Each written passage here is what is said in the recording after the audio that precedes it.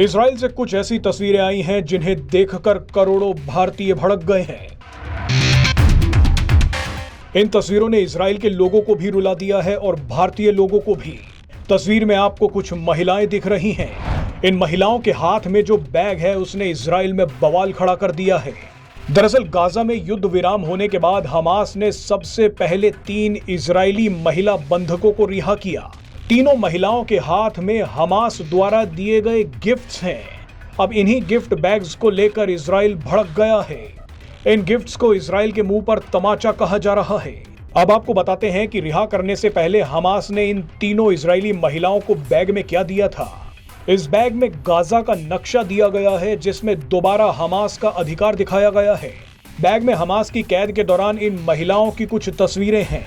ये तस्वीरें इसलिए दी गई हैं ताकि ये महिलाएं जिंदगी भर इस दर्द को महसूस करती रह सकें।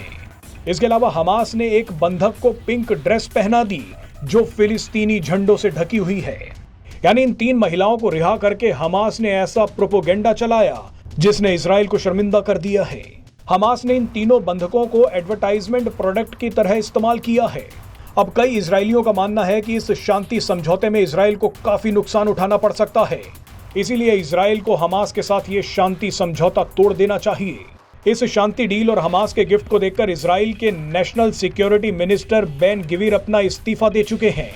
बेन गिविर ने कहा है कि इससे बड़ी बेइज्जती इजराइल की नहीं हो सकती। बेन गिविर कट्टर इजरायली हैं जो एक बार यरूशलेम में अल अक्सा मस्जिद में घुसकर यहूदी पूजा कर आए थे। बेन गिविर कई बार अल अक्सा मस्जिद के सामने फिलिस्तीनी पत्थरबाजों को तुड़वा चुके हैं। अब बेन गिविर की तरह कई इजरायली बेंजामिन नेतन्याहू से बोल रहे हैं कि हमास से डील नहीं चाहिए, हमास को मिट्टी में मिला दीजिए। आपको बता दें कि इस डील के तहत इजराइल को पूरी तरह से गाजा खाली करना पड़ेगा। यानी पिछले 15 महीनों में इजराइल ने जो मेहनत की उस पर पानी फिर जाएगा। इजराइल को अपने 94 बंधकों की रिहाई के बदले में 1700 फिलिस्तीनी और हमास आतंकियों को रिहा करना पड़ेगा। अब आप ही कमेंट बॉक्स में बताइए कि क्या इस डील से इजराइल को फायदा मिलेगा?